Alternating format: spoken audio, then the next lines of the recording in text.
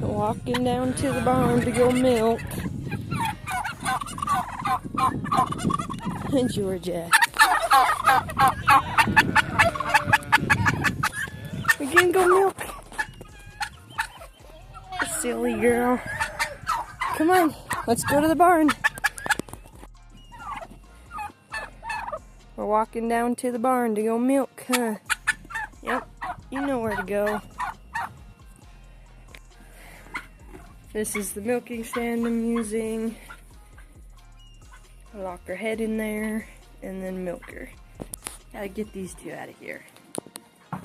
Well, she has like 3 days until her due date. And she's packing a bunch of hay in her nest. So in a couple days, she's gonna have babies.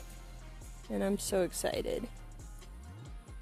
Look at them drinking the water and starting to eat the pellets with Mom. I think it's so cute because their mom has straight back fur, and their dad was a Rex rabbit, so some of them have funky looking fur. Like this little one has crimpy hair, the little brown one has like crimpy hair, and then like this one and that one look like their mom. They're all so freaking cute though. I love them when they get to this age.